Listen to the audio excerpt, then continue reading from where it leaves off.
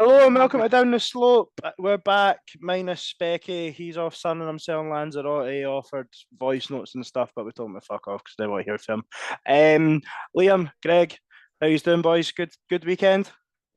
I was named first, so I'll reply first. That was a good weekend. Saturday was very good. Very much enjoyed my day up in Perth on Saturday. Was wondering though about Harry, seeing as he's not here and seeing as he's not with us. How do you think his tan's looking at this stage? He's what, 2 or 3 days in? I think he'll be Like nice and red lobster red eye. Nice. Or maybe Lovely like stuff. a prawn cocktail colour, maybe. Given he wears shorts all year round, hopefully his legs will get a wee I bit find of that colour, the legs have to get a tan. well They'll weathered. probably wear jeans and Lanzarote. Greg, good day on Saturday. Not bad, yeah. 3 points. How, Routine. you Let's obviously move. the rest of us were pretty well sauced. Unfortunately, you were not. How you Mhm. holding up? All right, I'm still here. And Unfortunately for some. weekly pre-season update. How'd you get on Sunday? I think it finished like 8-3 or 9-3 or something. I don't know, but I got Right. snapped. So my legs and bits. Excellent. Well, Yeah. hope you recover soon for this weekend. That's okay. I got training on Wednesday and fives on Thursday, so I'll maybe put a plaster on it and just grow up. Get on with it. Right, Saturday, first game of the season. Where do we want to start? Because I think there's two elements that we want to look at. We want to look at just how strong the support was around the game and at the game, and what happened on the pitch. Liam, do you want to decide where we start and take us off? We'll start with the day out because there's actually a positive beginning and a positive ending with this one. So may as well just fucking milk it for all it's worth. I just thought, as often the way first game of the season, you normally get a wee boost in numbers, particularly for away games. So obviously took quite a big crowd up to Perth. I think everyone probably quite buoyed by the fact that we'd sold out their original allocation and were given that extra space behind the other set of goals. But I just thought the Hibs fans on the way to the ground before in the pub and at the game were just in very, very good voice all afternoon, very loud, back the team from beginning to end. And it's fucking one of the biggest cliches in football, isn't it? But the 12th man can make a difference sometimes. I think we saw the impact of that on Saturday. I don't think without the crowd, without the backing and support, you get the same outcome. You get that goal at the end. I think that makes that much of a difference sometimes. Mm-hmm. Despite what we may or may not have thought of the performance, and we will come on to that, there is ultimately no better feeling than not a last minute winner. It wasn't, but like an injury time winner, Greg, is there? It was enjoyable. I'll say that. No, you need to say more than that. The general format of a podcast is conversation, not one word answers. This is episode 120, son. I thought you'd have been used to this by now. Nah, I've not quite grasped it, to be fair. Although my mum was slagging me for the way I'm on the podcast, so shout out to Liam. Yeah, look, I mean, I think I almost felt like it was going to be one of the days where we'd done so much. The only thing that was missing from a typical Hibs performance was a St Johnstone winner. And I just thought we've huffed and puffed him, we've done well, but we're not going to quite get it. But then a great delivery in, and this is what happens when you attack the ball at a corner.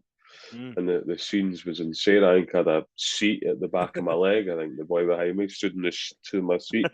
So I had a seat in my leg, and then I had a boy on top of me. Then I had you beside me, and I had Fons on the other side. He's not a wee laddie, so absolutely squished. But listen, that's what it's all about. That's what it's all about. Superb day in the sun. I think something, Liam, you're probably closest to it at the ground. Obviously, we got into the ground sort of 5-10 minutes before kickoff, and then the Block 7 guys literally ended up right behind us. What did you make of sort of what they do contribute to the atmosphere? It's the first time that I've really been that close to them at any game. Thought they'd done a decent job, although my ears were fucking ringing, man. That drum, it couldn't have been any closer to me, man. I think when you get a wee bit older, you're just a bit like, I can't really be asked this, but nah, credit to them because they kept the noise going all game. I think we've all been critical of Block 7 at some point or another. And what they've contributed to the atmosphere at Easter Road and at away games, but I can't fault them for effort on Saturday. I thought they made noise throughout. They gave a few new songs a bit of an airing as well. It's always nice to hear some few new chants thrown in. I generally thought their contribution to the atmosphere was really positive on Saturday. They far better than that other crowd that were in the other corner of the ground. I thought they made significantly better contribution. So, fair play to them, and they've obviously got some new gear for the new season as well. So kind of dressed in black, but it was good, very good. Yep. Right. Starting 11s. Let's get on to the good stuff. We'll come back onto the sport, I'm sure, later in the podcast. But starting 11, probably as expected, do we think? Liam, obviously you did tweet out your starting 11 that had Dylan Tate in it. I think that was the only player that didn't feature from what you thought. I think it was Jair that in for Tate and my team. I think I didn't have Jair because I had Anderson left side. That sounds about right. I was pretty pleased with the team when I seen it. No complaints. Maybe it was a wee bit surprised to see both Cabraja and Ewan in from the start, but that was what I was hoping for. So I was pleased with that. And maybe a wee bit surprised to see Jair come in because it's probably not shown a huge amount in the sort of game so far to maybe warrant a starting place. But given injuries and stuff, it kind of made sense. But no, I was quite happy with 11. What is now, he's got some options to pick from now. Johnson, or maybe at the beginning of the pre-season there was fewer options to use some of the younger guys. It looks like he's got the opportunity to rotate a wee bit here and there, which will be good. Yep. League debuts, Greg, for Marshall, Cabraja, Chibraja, and you two both say it differently, and I'm stuck. Chibraja. Noah Nkena, JR, Eli Yuan. Who was the standout of all the new boys for you? It's got to be the left back in it. Probably not what I was expecting. I wasn't expecting that level of performance, but he's probably the best Hibs player I've ever seen in my life. You two were definitely more taken by him than me. I think it was, to be honest, it was hard not to be taken by him. I mean, deliveries in the box were very good. All you're wanting there is your striker be gambling. I think some hit and miss. I think the rationale is that a lot gets put on fullbacks. Yeah. That cross was poor. Was it poor, or was it that nobody was gambling at the front post because it's in the right areas? I think that's probably more like it. He likes a tackle. He can go forward.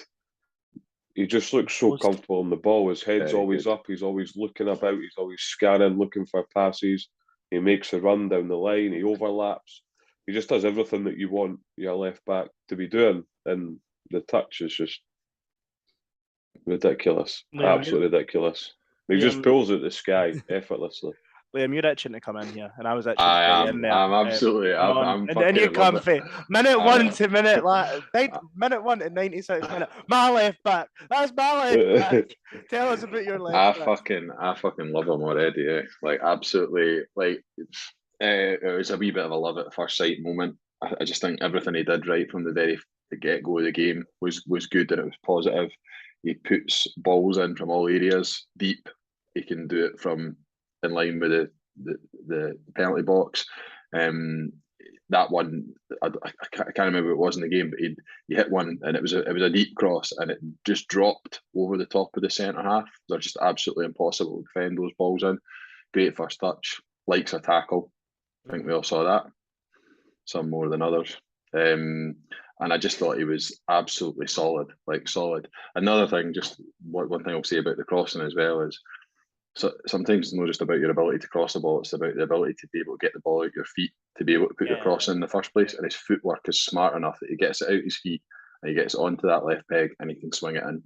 And he's very, very different from Cadden. Cadden's going to be a bit more of a byline fullback. Yes. He's going to hit the byline, he's going to look to cut it back, whereas Chibraja will just get it in the box. And if we've got the right players in there to make it happen.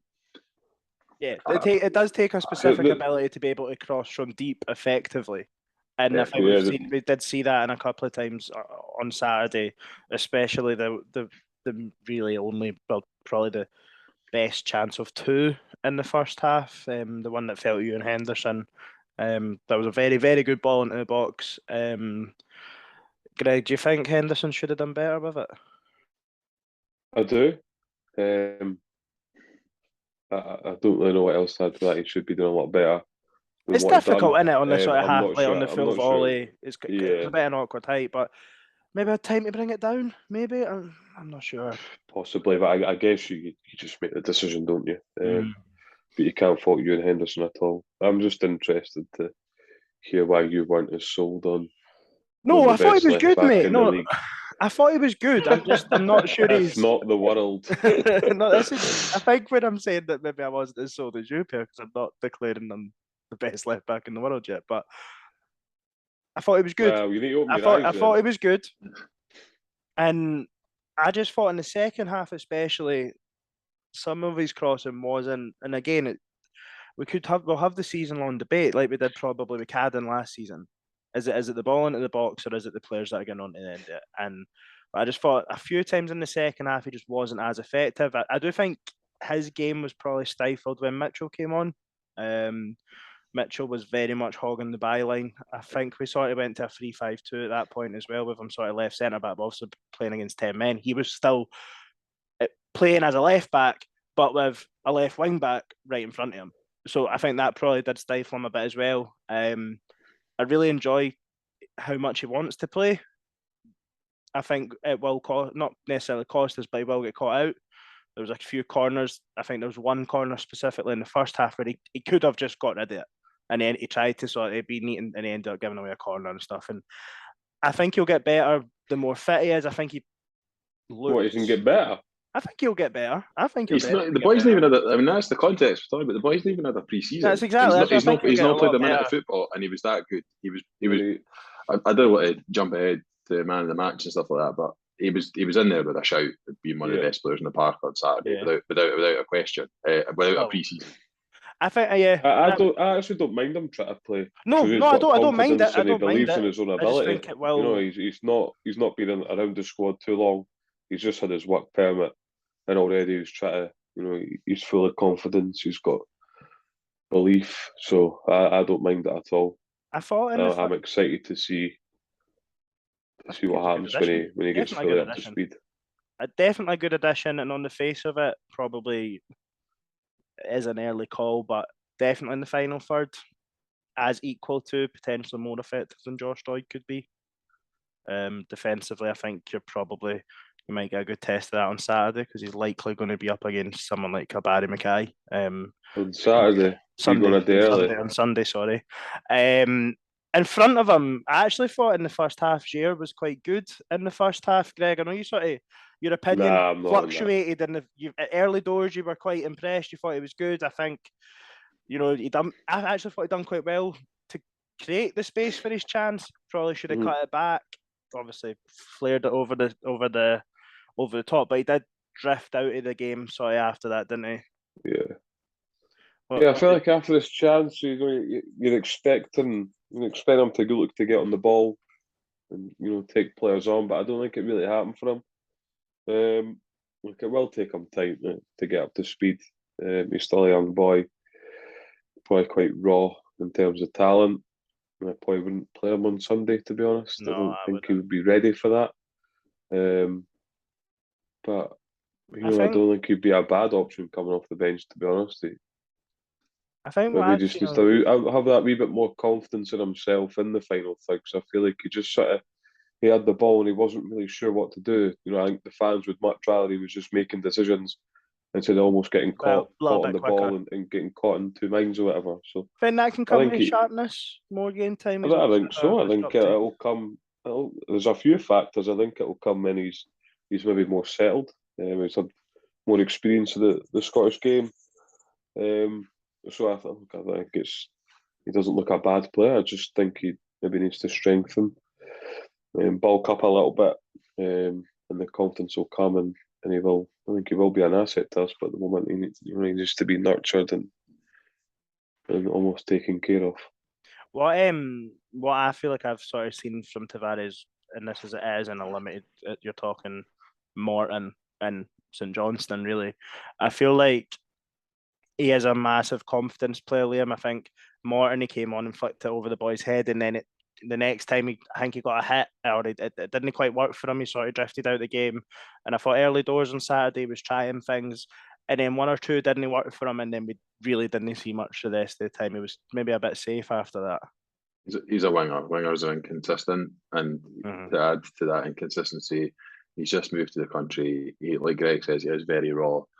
There are things there that make me think there's definitely a player there. Whether or not he'll be a success in this league, I think time will tell. It's just too early to go on him, because I think we could be still having the same conversation about him in April, May. The same, we're not sure, because there's something there. We might have to be very, very patient in terms of waiting more than just a season. And I think that only really becomes a problem is if we're relying on him, playing him every week. I think if you can take him in and out of the team as and when he's needed, that'd be good for him. Also, it's difficult for a winger in that sort of 3-5-2 system that St Johnstone were playing. Quite often you're up against two men in that area as a winger. You're up against a wing back and the wide centre back. And sometimes even the way St Johnstone were playing, they were basically playing a flat nine. So your centre midfielder comes in there to help out. Sometimes it's two or three players you've got to try and beat off the dribble, which is fucking hard to do, even for the best of players. But I'm going to hold myself to that one and be patient with him, because I could find myself already getting frustrated a wee bit at points with him, and actually that's not helpful. I think we just need to be with guys like him, just support him through the season, because I think that's what he needs, and we need to be very, very understanding of the fact that he's just moved to a new country where it's a huge upheaval for a guy at that age. See, there was a point in the first half where I turned to you and I went, that's just shit. He's cut inside, and obviously there's two boys standing there, and we're expecting it because we know what they're like. You know, we've seen it, but for a guy like that to come in, he's probably not aware of how physical it's going to be, and he's come inside and he's just been bullied off the ball, and it's frustrating, but he will learn. Yeah. Look, I guess it comes back to recruitment, because I know that a lot of it is we're almost trying to get players for the future, when we could probably do with more players that are ready now. But I don't think fans should be getting on at these players. As frustrating as it is when they lose the ball, you know, I think we do need to be patient. You can quote me on that timestamp or whatever, but I do think we need to. I'm sure you will. But no, I do think we need to be patient and, you know, give these guys a chance, because ultimately he's a young boy who's moved to a new country, and he will only get better, I hope. Look, we spoke about a few individual players and stuff, and Elliot, we could do the same for Noah Kenna and Elliot Yan as well. But what did you actually think of the way that we moved the ball about in the first half? I actually thought we played quite well in the first half, maybe a little bit toothless, but really, really neat and tidy, and worked some really good positions against what Liam effectively said was a back nine against St Johnstone in the first half. What was your thoughts, Liam? I thought we were good, but I felt like we maybe let St Johnstone off the hook a wee bit by not properly opening them up and creating any kind of gilt-edge chances, particularly that sort of last 10-15 minutes of the first half. I felt like they were fortunate to go at 0-0, but then I'm also struggling to really point any gilt-edged opportunities we passed up. Two chances the one that we've mentioned. I would like to see us.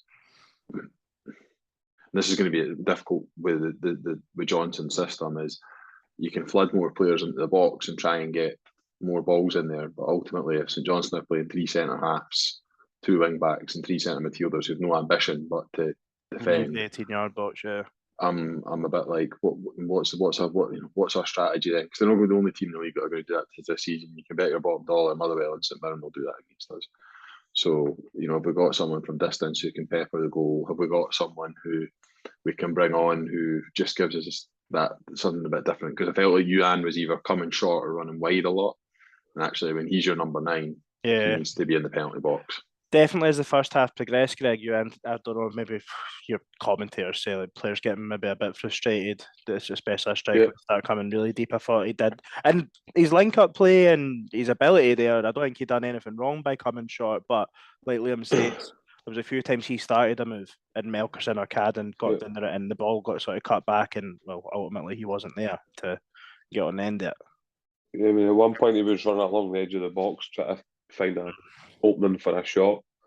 He does like to come deep, but he likes to come deep and carry the ball. He doesn't just like to come deep and try and get it off quick. He likes to take the ownership himself, get the ball at his feet and turn and try and go. So, look, he's going to be a handful because I don't think he's definitely unpredictable with the ball. You don't really know what he's going to do.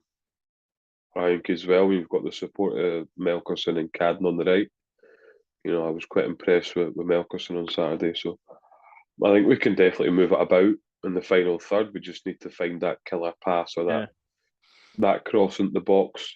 But even there's one occasion where Joe Newell nipped it over the boy's head and got to the byline. So I did actually pick up that we're getting to the byline a lot more than we usually do. So I don't know if we're maybe looking to do that more, but I think in the final third it will come. You know, you can't just start scoring stupid amounts of goals straight away. You know, it will take time to build up partnerships. I think Lee Johnson said 10 to 12 games is probably not. It'll take like to really see the best and sort of the exact team that he's not saying that we won't win games on the way, but I think he was quite early. I think it was potentially even before the League Cup. He said it would sort of be 10 to 12 games. You mentioned a player there. I know I said we're done, but I can't remember if it was yourself, Greg, or Liam, you said about man of the match. I thought Joe Newell was fantastic at the weekend. I really did. I thought he was probably our best player. I thought, especially in the first half, he drove us forward a lot from deep in midfield. I think it showed what he was capable of.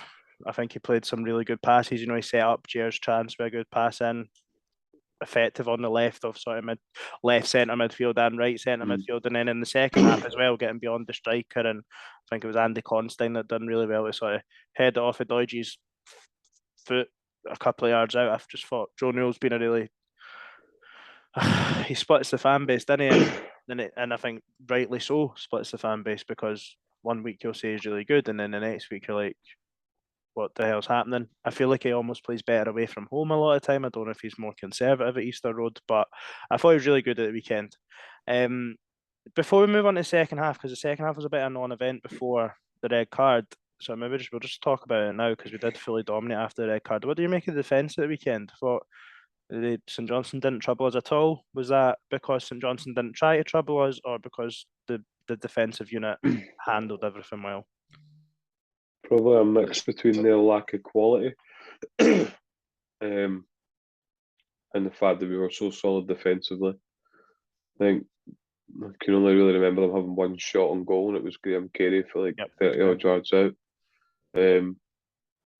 Stevie May came on, and I think he done more defensive work than he did going forward. So I think, look, we know what Jimmy Murphy's like. Dreadful. Yeah, they definitely did not worry me at all. I think that their wing backs and their full backs were pretty null and void. We've got none in the midfield. Just really, really, really shite football team, to be honest. And they've got to be one of the favourites to go down. Yeah. Liam, what do you make of the defensive side of the game? It's good to get a clean sheet first game of the season. They won some headers, but that was like genuinely about all I can really say. They have 2 corners or something, St Johnstone, in the entire game. So, yeah. And I think they both went straight out of play. One of them hit the roof of the net. It was good. The other one was far too deep, and it went. They showed no ambition. Showed absolutely no ambition as a football club. I think I saw a stat that Rocky won the most headers in the league this weekend. No surprise, because that's all he did was punt balls up to that boy Bear in the first half, and then when they took him off, they punted up to someone else. Very, very poor football team. Can't believe that fucking St Johnstone news site said they were robbed, because they were absolutely fucking woeful. If you show no ambition to win a football game, you don't deserve to win a football game. Yeah. Right. Second half. I felt robbed in 90 minutes before we scored. What's the second half, it was a bit of a non-event. Correct me if I'm wrong. Before the red card, Hibs were pushing and still sort of in full control of the game. I think Ewan maybe flicked a header over. That might have been before. I can't remember if it was before or after the red, but we'll just talk about both incidents. They seem to be getting linked together by everyone. Should it have been no red cards, 2 red cards? Did the ref get it right, Greg? No red cards. I agree. Liam? I'm afraid I agree as well. But if I had to say one of the challenges was worse, I'd definitely say the Davidson challenge is worse. I think the fact that he's done it on purpose. Just the point of contact as well can be quite dangerous. It was quite high. I know probably was in some respects maybe more controlled than the Chabraja one.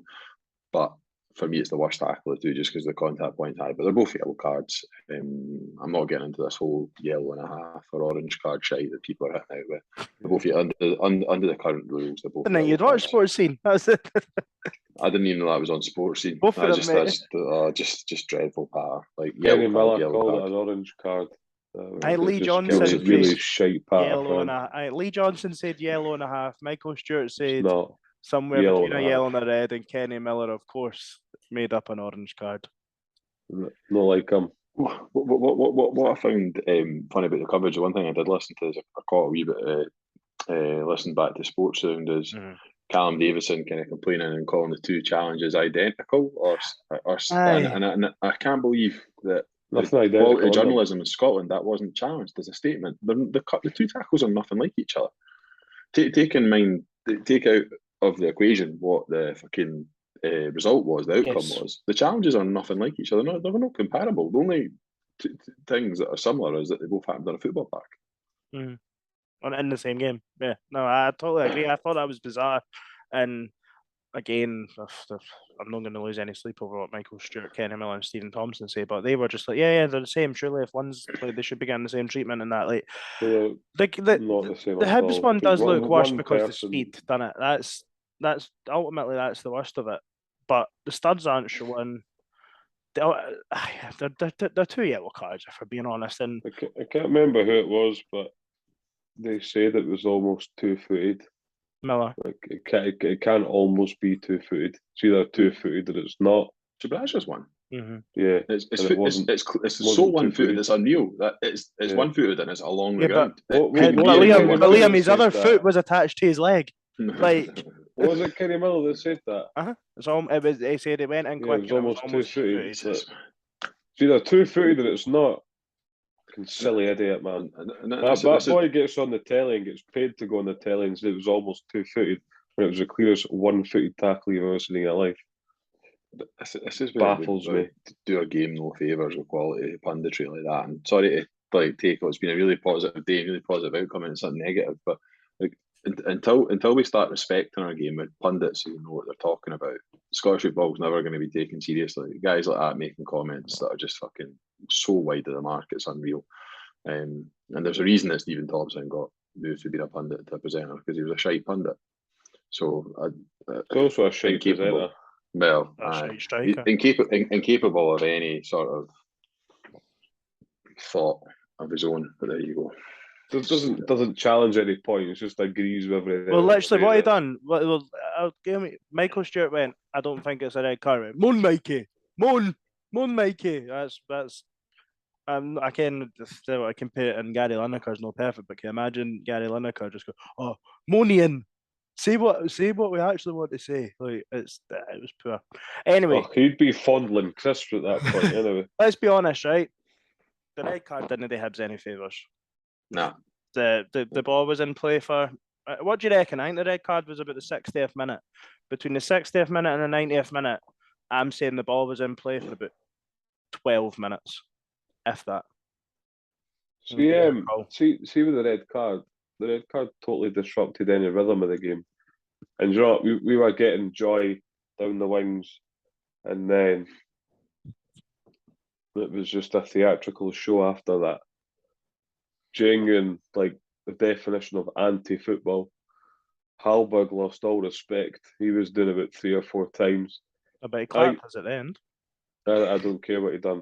And then, what was it, the St Johnstone centre-half? He did the ball. Clears the ball away for Joe Neal's header across the box, and then goes down. He's headed the ball. It's not sore.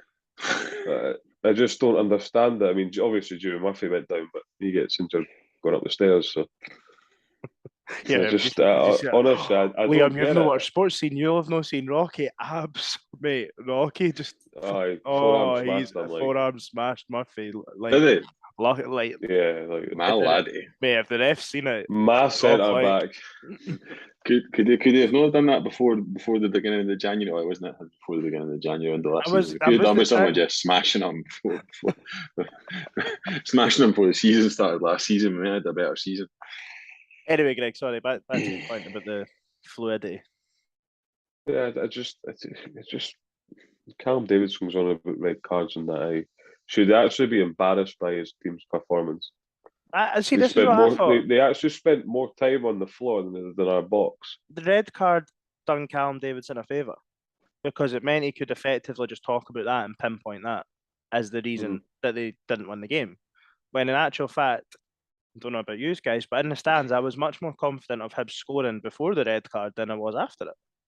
I really was. I felt like with that rhythm, with that pattern to our play, they didn't seem to be sitting back as much.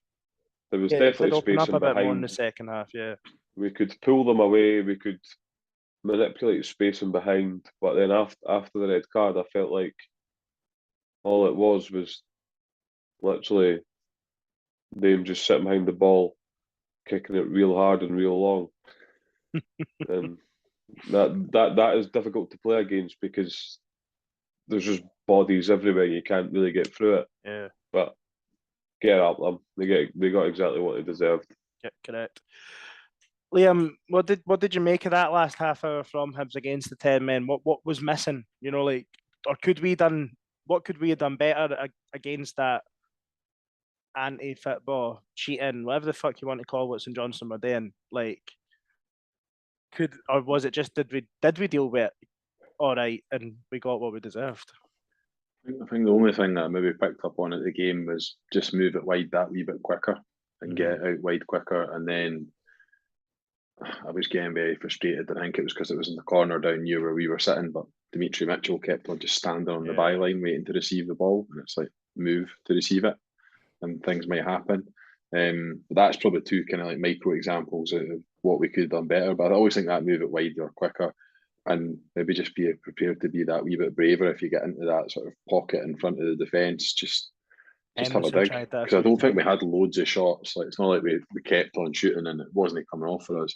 That was more a case of getting it wide and then trying to get the ball in the box from there or try those little passes inside. I think once or twice Cadden got to the byline and flashed one across goal.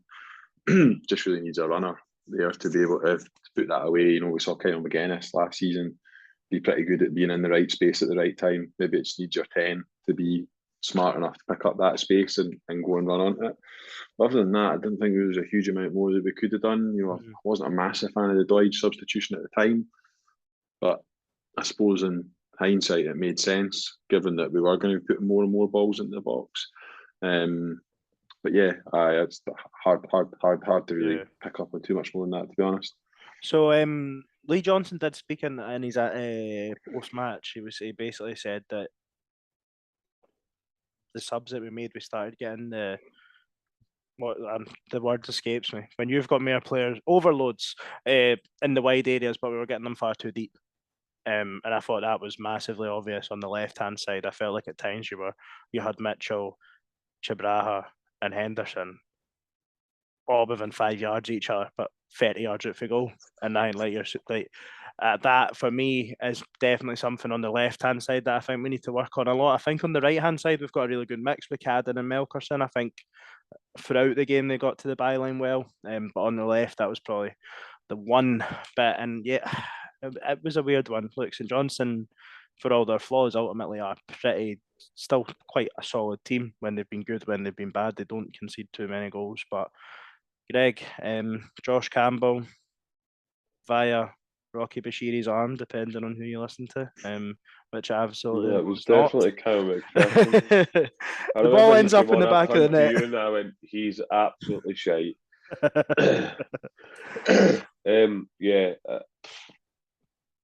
St Johnstone fans wanting VAR. It's quite funny that, considering they still live in the 60s. It's out of his chest that this is what annoys me.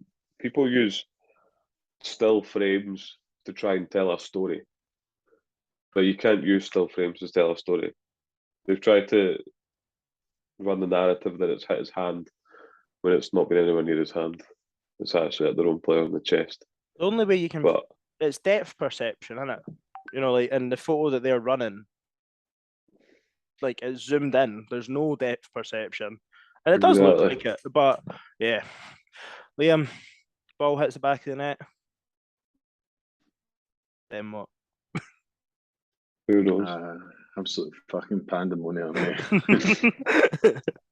Felt like it went on for ages as well. It felt like everyone was celebrating for fucking ages. There was the horrible irony in football as well. So Johnson probably wasted, I reckon. What was there, 6 minutes out of the time at the end of the game? Yes, they probably wasted, generous. I reckon, about 15, 16 minutes easily of football. With just feigning injuries that never happened. There's a horrible irony when they've done that whole time and you go in the lap as well. You defend it. No, really. I never. Honest, I didn't. really I was going to say I didn't. I really wasn't worried, but you just didn't. You just want it to be over because you just want to go and enjoy it, just be able to celebrate rather than to watch the rest of the game. See, when a team's time wasted, there should just be a new rule that you can. I was going to say someone said this recently. Was it you? One of you guys on here, or was it one of the guys on? I was banging on about the stop clock. I was banging on about the stop clock, saying in football there's a new rule they should introduce. They just stop clock every time the ball goes out of play. Just be so much better, but. We saw the worst of it. But anyway, fuck St Johnstone. Fuck all this carry on about them wasting time. Class limbs, absolute pandemonium in the stands. You love to see it. Fucking great celebration for the players as well. Love that. Love the passion that they showed. Rocky, Josh Campbell in particular, but all of them. Just love that passion right in front of the fans. You can't write it really any better than that 90th minute right down in front of opening day of the season. Superb. In the sun as well. Fire that into the mix. Absolutely beautiful. And it was the only way that I was going to be miserable in that walk back to Perth train station. Fuck me. Liam, you're never organising an away day again. You think I'm walking that again in Perth? You're fucking wrong. Mate, it's a 2 mile walk. To be fair, 2 mile walk. Right, let me rephrase that. No. Go on, just tell me. Look at the weather forecast before we leave next time. I actually thought the walk was all right. To be fair, I don't know why I was in the heat. I just wasn't prepared. I just wasn't prepared. I love the sort of 40 minutes that you get walk back to the train station or the bus or to wherever it might be, because it allows you just to reminisce on the game that's happened. If you've been beat, it allows you to put it to bed. If you win, you get to relive it all again. It's fucking class. It's one of the best parts of the day out. It's heavily underrated. Being in the booze on that's very good beforehand, but actually just that walk back afterwards is really, really good. And it was quite entertaining the walk back as well, so that was good. It was. Right, it's Derby week. We've probably spent a lot more time on the St Johnstone game than we probably thought we would there. Actually, it's maybe just worth saying, I think that's 7 opening day wins in a row, I think. Am I correct? I think the last time we lost was Dumbarton in the Scott Allen game. Is that right? I think so. I think you might be right, yeah. Right, Hibs team, Greg, you've already mentioned one potential change. What would you be looking at for the Derby? Hearts obviously also got off to a winning start at the weekend. Yeah, I don't really care about Hearts. And Hibs team? I'd probably bring Dimitri Mitchell in for Jair. Straight swap? I would say so, yeah. To be quite honest, I think that Mitchell's probably more suited, more ready for the Derby. It's really only the only option we've got out left at the moment in that position, and could be absolutely fine there. Liam, what about yourself? I'd keep it the same. I'd go with the same team that I named on Saturday. So I know he's fucking probably not even in the picture because he wasn't even in the squad on Saturday. Probably playing in the development squad game tonight. No checks. I don't even know if it's kicked off. But I'd bring Dylan Tate in for Tavares and play Henderson on the left. Same team that I mentioned. But I don't think that's realistic. Tate probably won't play. It's probably more likely that Doyle Hayes comes in and plays Newell, Kenner, Doyle Hayes, and then Henderson on the left. Probably. Yeah, I think that would probably be my team, actually. I think I would probably look at bringing Doyle Hayes in for JR It might not sound as attacking, ambitious as Mitchell coming in, and it's not. But I'm not sure. Is it realistic to think that Mitchell can start a derby after playing 15, 20 minutes of football? I'm not sure. I'd be delighted to see him, and I would probably want to start Mitchell before Jay, just for all the reasons that we sort of spoke about earlier. Really, just a little bit more robustness, a little bit more experience. Experience in this game on the wrong side of it. Yeah, look, Greg, you don't care about Hearts, but it's worth pointing out where we think we can get at the team. They were honking for the first half hour, at least at the weekend, by all accounts, from sort of what you see on Twitter and watching the highlights and stuff back. They stuck with that sort of 3-4-3 that they played with last season, and Atkinson, is that the Australian? He got hooked after 30 minutes because the Ross County winger was giving him a torrid time, and Sibic, I think, was playing right centre half behind them, and they got ripped for arse paper from that winger, but also just from direct balls behind going straight over the top of them. They just did not deal with them at all. For me, that's the clear weakness on the right-hand side of Hearts.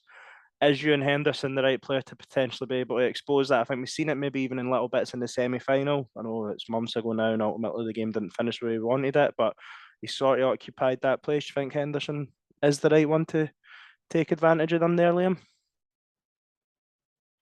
Maybe, maybe not. Maybe you do want a pure winger to go down the outside of those two. I don't know. I'm loath to be too much into a home game against Ross County and what that actually means for how Hearts will shape up and line up, because I think Toby Sibic, who by all accounts was quite poor for them after signing in January, I think probably had his best game against us at Easter Road in the 0-0 game. So I'm not going to read too much into that performance against Ross County. I think the reality is we all know that they'll find a way of getting themselves up for this, no matter what position they're in. So I think the boy Atkinson's probably quite similar to Lewis Miller in that he's come from Australia and I think is quite athletic, but I'm not sure he's the finished article in terms of a footballer. So I'm not really sure we've got anyone who necessarily takes full advantage of that, if I'm being honest. I don't know too much about the boy for Ross County. Was it Awura Edwards that played Yes, in the left? it was, yeah. Yeah, I mean, looked really good, actually. Was he the one that was linked with us? Don't know. Was His he- brother plays for Forest, or did play for Forest Green. His brother Opie Edwards, I think he's a right winger. He smashed the bar. He was really unlucky. Malky Mackay seems to be able to find these kind of guys from England that no one's heard of that are semi decent in the wide areas. So you know, I don't know. I'm like I say, I'm not to read too much into it. I think one thing we'll see, which we always see with Hearts when they come to Easter Road, is I think they'll be pretty conservative in how they approach the game. I mean, it's just in their nature to be pretty conservative, isn't it? I mean, 7 defenders in the lineup at home at Ross County. I mean, I think that just tells you everything about how they generally play the game. Now, again, look, I don't want to be. They scored 2 very good goals. But they scored 2 very good goals in the second half. But yeah, I think I'll concede is they do have a good. Their front three is good. They do have a good front three. I'll give them that. And I think, if I'm being honest, I don't think our defence was really tested at the weekend. It sounds like Hearts' defence was tested and maybe struggled a wee bit at the weekend. I think for the first time in ages, I think we could have an Edinburgh derby with goals in it. I really do. I think we will try to play expansive football and we will try to score goals. And if they're not great at the back, they've probably got not much other option. I think there's a lot of recency bias with guys like Craig Halkett. He's had one good season at Hearts, and that was with John Souttar next to him. He was absolutely toilet. Championship. The 2 previous seasons. I think Kingsley's very good in an attacking sense. He's got great left foot on him defensively. I think he's there to be got at, is he? Well, he missed the game at the weekend, so for 4 weeks apparently. Oh, right, okay. And Cammy Devlin in the middle of the park's like a battler in me, but I don't think he's anything special. I wouldn't worry about what impact he would have on the game. So yeah, I've seen a lot of chat on Twitter, sort of from your Craig Fowlers, Joe Skeds, and other sort of Hearts pages that get retweeted on your timeline and stuff, saying that they would expect Cammy Devlin and the new signing George Grant to be their sort of midfield too, because at the weekend they played Michael Smith and Haring as their centre midfield. So for me, again, and I said it last season, I still think it's an area of the park that we can get the better of as centre midfield if our players. You know, if Joe Newell goes and plays the way that he played at the weekend, he'll be the best centre midfielder on the park. Well, that's my opinion. I might be proved wrong. I've been proved wrong enough with Joe Newell, but I think he's got the capabilities to drive. We've seen it, and I would like to see that we'll do it again. I'll be honest though, defensively will probably worry me. Ryan Porteous is still going to be lining up on the left-hand side of the fence. It's not his natural position. I think even in the League Cup, we've seen him get caught out just slightly positionally. I felt just he got a booking against Morton that I felt like he never gets caught out that way when he's on the right-hand side, and even the goal at Bonnyrigg, it was just I'm not worried about that in a 4, to be honest. I It don't just- worry me in a 4. In a 3, I think it's a different kettle of fish, but in a 4, I'm okay with him step. He's a good enough footballer to be able to switch on the left-hand side in possession. And in possessions where it hurts you. I just find the not having pockets of natural space that like side. a Barry Mackay will pick up in front of him. I think it just might. It's a bit of a worry that I have if I'm not die, but hopefully he deals. He is more than good enough to deal with, and I hope he does. Yes, I'm a little bit worried at the back because, like Liam said, they are good. That front three that they played at the weekend of Mackay, Shankland, and Forrest is pretty tidy. It could be a good game, Greg. It's probably not going to be. It's not going to be a 0-0. Right. What do Hibs need Which to do? isn't really good enough, to be honest. Aye. What do Hibs need to That's do where to we win are. this game? And didn't say score Score goals, goals, mate. that. Aye.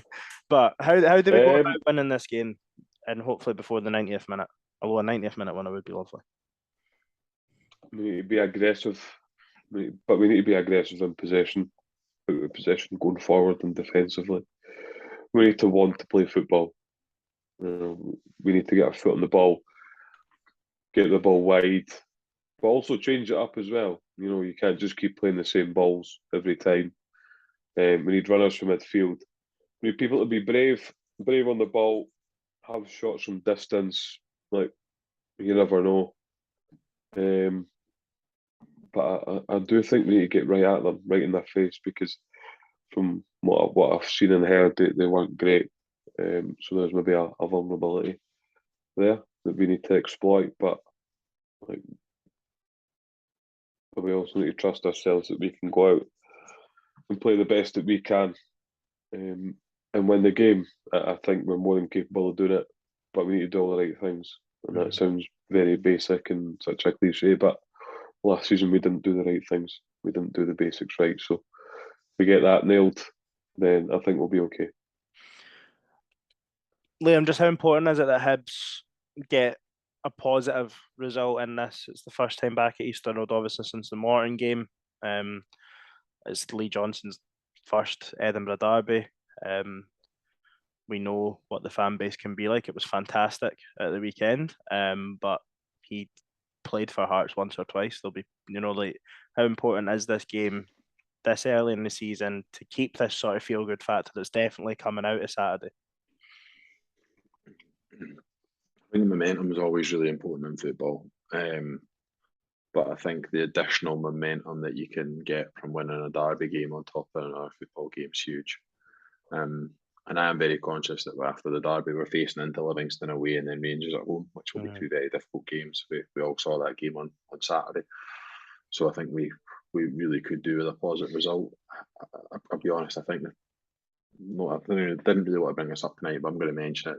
The fact that we haven't won a derby at Easter Road in quite a long time, I think also there's an element of significance there. Admittedly, a year of that can be explained by Hearts being in the Championship and COVID and what have you, but I still think that it's a game that we should be going in with an expectation to win.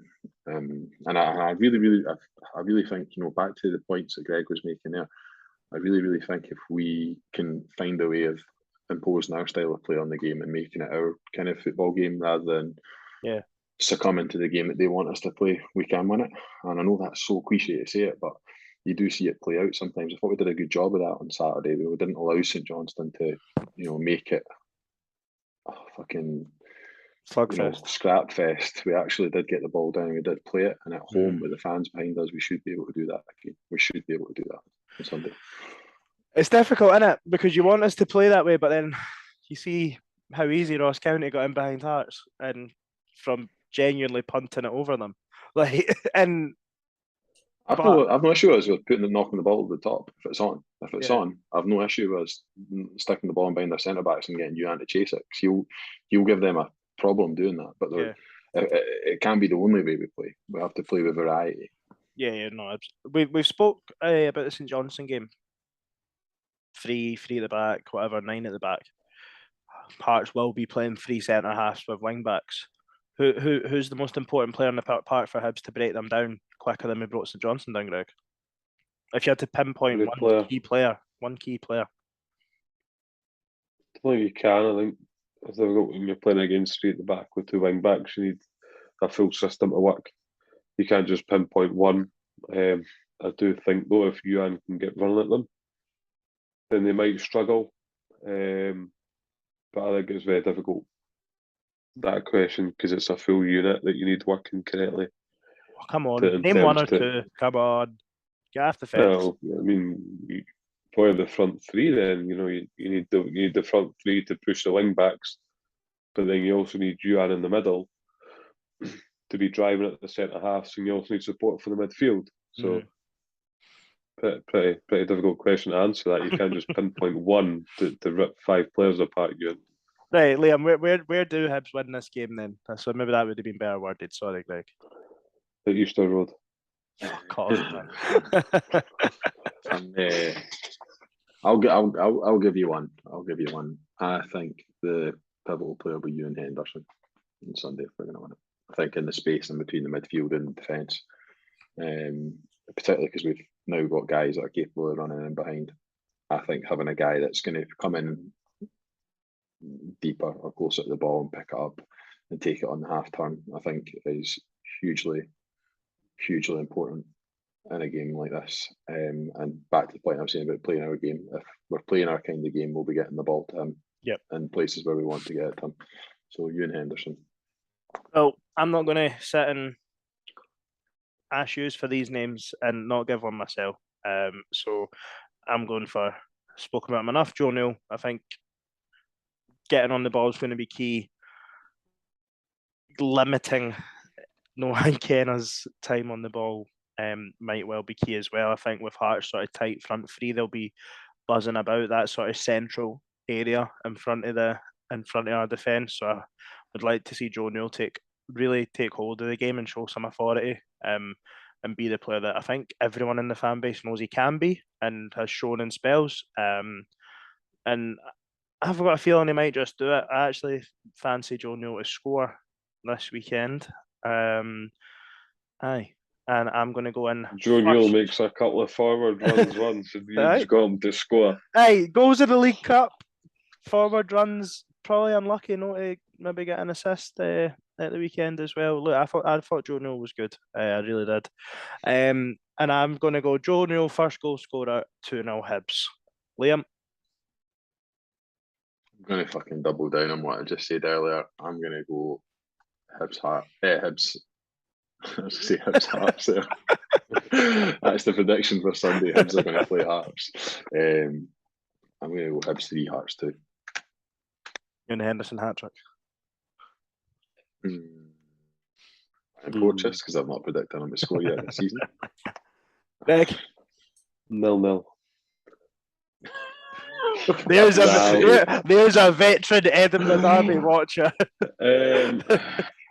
Joe, I'll go 1-0 Hibs. I think both teams will pass up quite a few opportunities, to be honest. And who's going to make decisive contribution?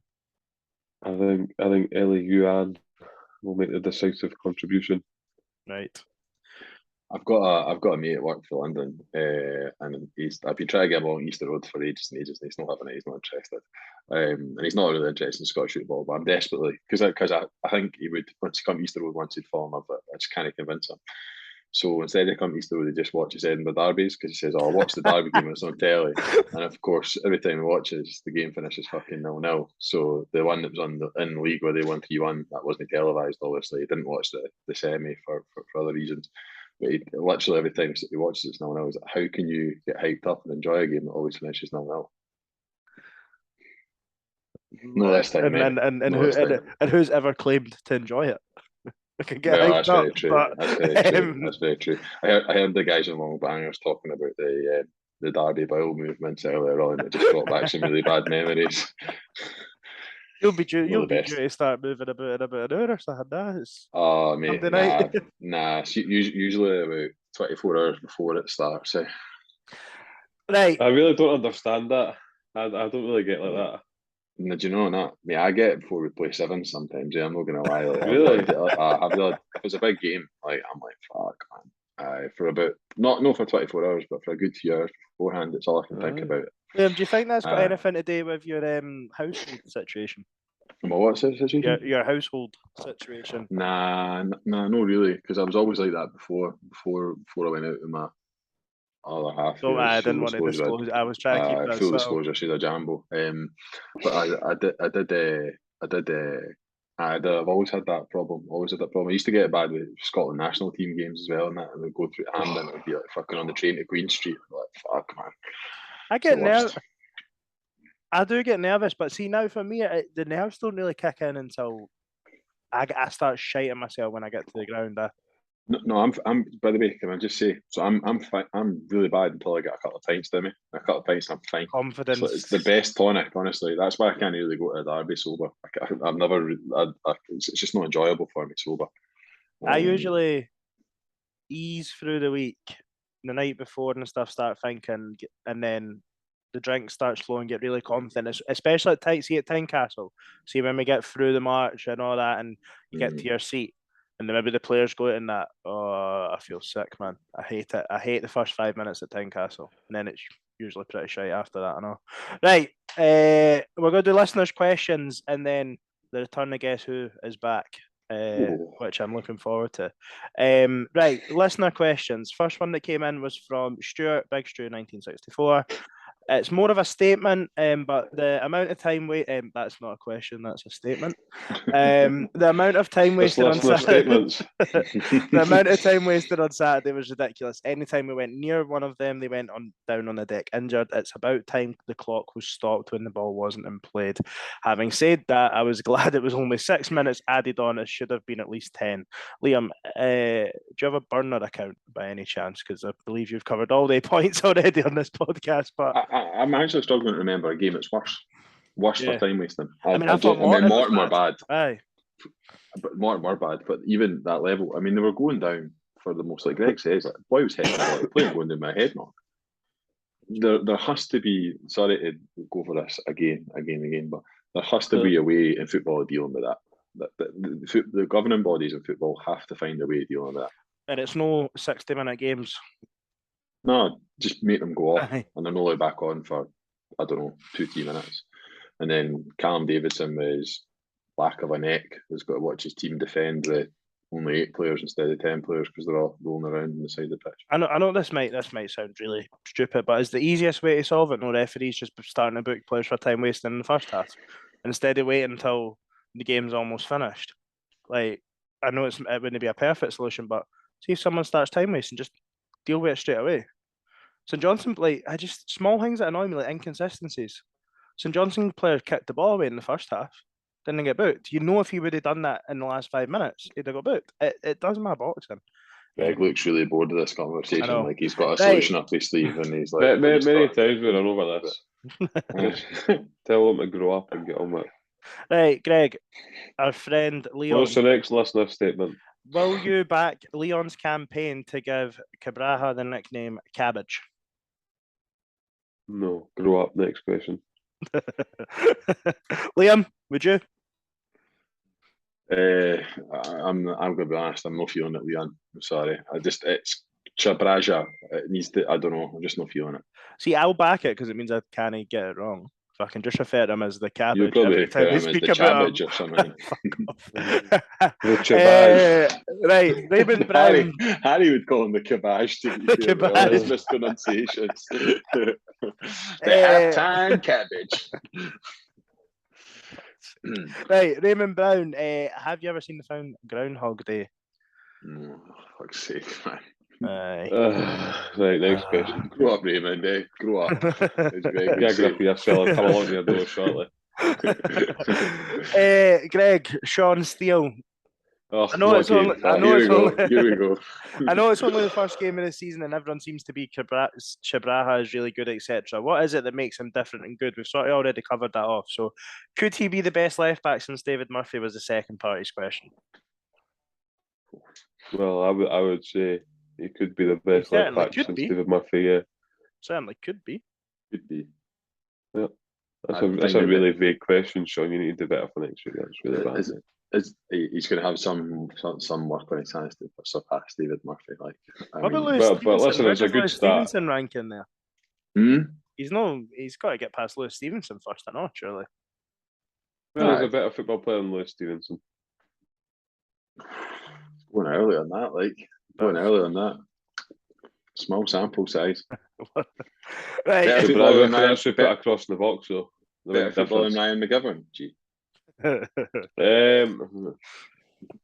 no comment. Ryan McGovern might cross the ball for deep as well, real deep. Season 1 or season 2? Season 1, when he was on loan. Season 2, he got far too comfortable because he was there permanently. Right. Now, this is not a question, and it's quantified as not a question. John McIntosh, not a question, but fuck the Hearts. Yep. Next question. Si, senor. Ryan Melville. Aside a few being out injured, was Saturday close to, if not our strongest 11? Now, he says, aside a few being out injured. I guess the question is, who's out injured that would get into that team? Hanlon, McGuinness, and Nisbet. McGuinness and Nisbet. Liam, me and you have had this conversation. I'm not taking it off yet. I'm not taking it off yet. I'm going to just throw one other into the mix as well. When they're fit. I don't know. It's maybe a very, very small sample size, but Aidan McGeady possibly as well. I know he's. No, I would agree. I shot thought like but he's not signed to be a against bench. Morton. He's not signed to on the bench, is he? Like, I thought McGeady was starting. Like, I thought he looked a lot better against Morton than he had done in the previous games as well. A little bit, definitely a lot more sharp. For me, strongest 11: Kyle McGuinness plays, Kevin Nisbet plays. As it stands, Paul Hanlon probably still plays ahead of Rocky, and McGeady probably plays as well. Aye, I'd think so. It's amazing now that we're even having that conversation about Rocky Bashiri and Paul Hanlon, though, because if you think about back to when Rocky Bashiri signed, nobody wanted him. No. Nobody wanted him at the club. The club leak a little bit of information about how he asked Ben Kensel why everyone hates him. And then we start to use him in all this promotional stuff. And all of a sudden the PR around Rocky Bashiri, on the basis of admittedly a couple of good performances as well, but all the PR around him's completely flipped to being the guy that nobody wanted to now being one of the most, what would seem to be like one of the most loved players at the club. It's a genius bit of move for the club in terms of the PR and how they flipped it, putting him in the new jersey, new shirt announcement on Friday's testament to that. Do you think it's a sign of where the fan base are though as well? It almost felt like it was like battening down the hatches and a little bit of siege mentality. You know, you had people like the Terrace tweeting at his expense, and there was no Hibs fan really that went down that route that I seen, you know, and I think the club are definitely and the fan base have stuck by him. And look, you seen what the goal meant to him at the weekend. And Greg, Rocky is, I know we're getting a bit distracted here, but you were really impressed when he first came in. Is he sort of gradually getting back towards that level, do you think? I was impressed because he smashed Van Veen twice in the space of 10 minutes. But now he can head with the ball and he can pass it and he can carry it. So he's definitely, I think he's had a good start to the season. He had a good pre-season. Seems a lot more confident, so I'm happy with where he is at the moment. Next question was from Daniel HFC 32. I'm assuming that's 3-2. Who's finishing higher in the fantasy league, me or Harry? I'm going to say me, even though I'm smack bang bottom of the league as it stands after week 1. But Harry's not here to defend himself. And man, in that league, no, you never joined. You can just still join. I thought I was. Oh, maybe you are, mate. I didn't actually properly look. I just know I'm fucking disgrace. Maybe I not. got None of 47 yous points. Does that put me both above you? It losers. puts you one above me, mate. I got 46. Three of my I players didn't captain play. Giacomakis. That was a So bad did shout. I. I didn't. I So thought he did could I. start. Aye, I so a little update on the fantasy league that Greg isn't in. Aye. Liam, you're on 47. I'm on 46. Harry's on 53, but I'm already on a -4 for transfers, I think, next week. I've made some changes. Or they were on Yeri, the fucking fantasy Think football of league, man. Think of man. And final question, Dave Thompson. Do we think we're going to play the same team? Sort of covered that one already. I think the intensity might be too much for Jer. Also covered that. Think we will get more space in behind and wonder if 4-4-2 might be an option for this game. What are our thoughts on that? Nah. Mike Bassett plays 4-4-2 these days, eh? Well, we did see Lee Johnson revert to 4-4-2 in the League Cup a few times. If it was a 4-4-2, would we Henderson on the left? Nah, because it doesn't really work, does You it? don't find space for you and Henderson at 4-4-2. Nah. And who plays on the right? It would be Jaron, probably Jaron. You probably need to bring Miller, Miller in and at right Cadden. back and play Cadden on the right hand side of the field. Who It's not plays? happening. Nah, aye. Who would be? Just out of curiosity, if we were to go two up top, who would be not your? an But if we option. were going two strikers, who's Not an your option. starting two? Elkerson and Yuan. Right, Liam, take it away. Oh, guess who? Guess Well, who? if you've actually managed to attract any new listeners over the last few months, which is very unlikely, you'll be unfamiliar with Guess Who, which is or was a regular quiz slot where basically I'd asked the three of them assembled, there's only two of them today, to guess who the relevant Hibs player is based on a clue that I'll reveal one at a time. What I'll do is I'll not reveal the identity of that player until we've finished all 5 clues, but you can shout out at any time. But once you go once, you are out. Once you get a player right, you get 5 points. And we basically play until the 5 clues are revealed.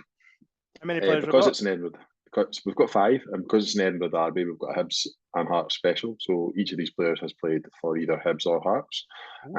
And I'll be keeping the clues about them suitably vague in order to, I suppose, keep you on your toes, basically, gentlemen. Okay, so the first clue, we ready? We good?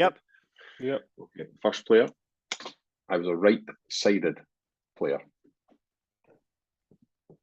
Okay. Yeah, you're running wrong with Vega. I joined Hibs from another continent.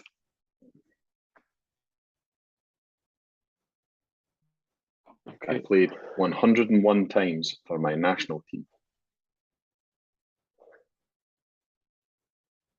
After football, I became a politician.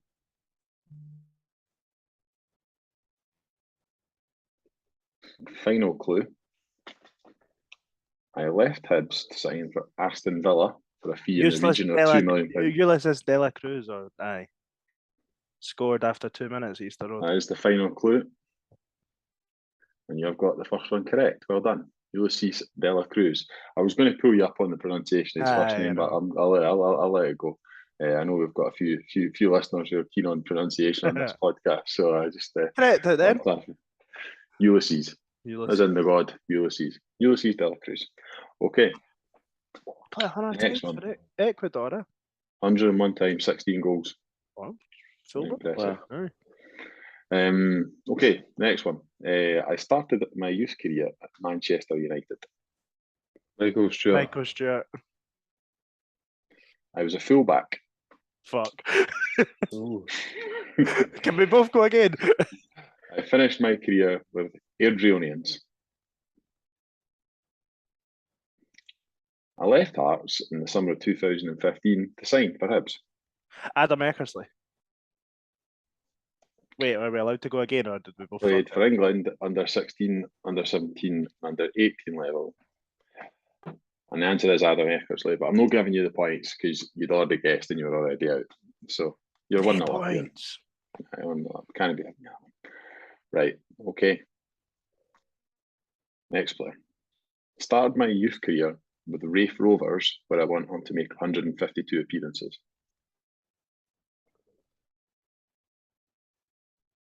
In 2014, I played 1 game for Burnt Island Shipyard as a trialist, scoring 1 goal. Jesus. I played 28 times for Scotland between 1999 and 2004, scoring 2 goals. Oof.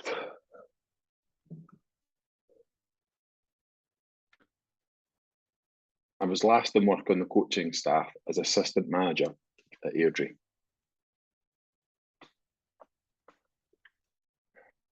And the final clue, I left Hearts to sign for Wolverhampton Wanderers in 2001 for a fee reported to be around £1.75 million. Colin Cameron? Correct. Very well done. Colin Cameron, who of course famously played for Hearts in the which fixture? 6-2. Correct. Well done. Yep, Colin Cameron. You hear the uncertainty in my voice. Well done. You're 2-0 up. I don't think Really it's wouldn't be great. mentioning his name on the podcast. I think that was poor for you, Liam, to be honest. I think you need to get a grip. He was only mentioned because he played in a 6-2 defeat. Right, next one. Here we go. So, where are we? I made my debut for Hibs in 2009.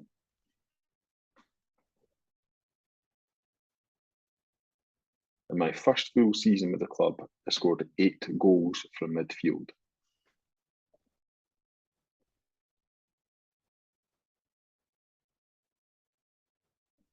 I joined Hibs having started my youth career at Celtic. Graham Miller.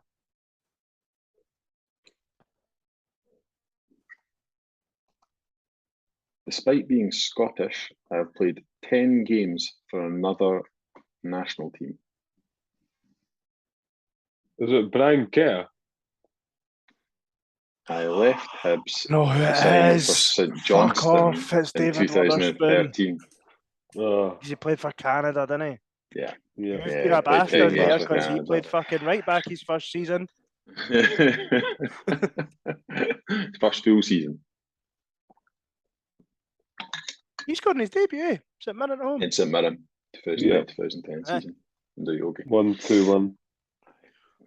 Ah, Right. Liam Miller started at Man U, you dick, and then he went to Celtic, didn't he? Aye. Right, you're playing for Pride. Did I'm we 2-0 start? up. On you? No, it was Celtic then Man U. No, wasn't that'd it? be I was right. right, It was aye, at Celtic first. Aye. that wasn't a bad show then. First right. 3 kilos fitted. Right. First clue of the final player.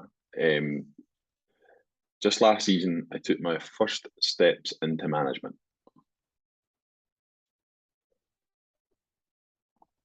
I played in Scotland, England, Ireland, and Canada.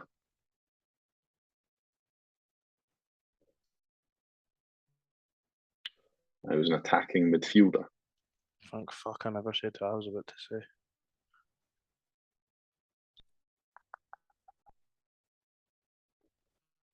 In terms of Scottish clubs, as well as Hibs, I played for Kilmarnock and Rangers. Jonathan, no. Ian Shields. Yes. I played 14 times for Northern Ireland between Dean Shields. 2005 and 2012.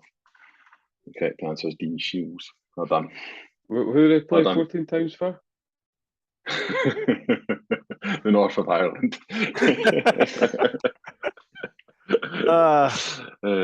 Off to a winning start, just like the Hibs, I'll take that. Aye, Yeah, well done. It's a rare win. Rare It is win. a rare win. It is indeed. Not as rare as a Harry win at Guess Who, to be fair, which is so rare that it's never actually happened. You've got to guess, you've got to participate. Harry had as much chance of winning this one as he does next time he's on. Ah, poor lad. I think that's about us, lads, isn't it? Aye. We'll be back next Monday, hopefully full of the delights again, after a Edinburgh derby win on Sunday. 12 o'clock kick-off? Aye. Aye, 12 o'clock kick-off on Sunday.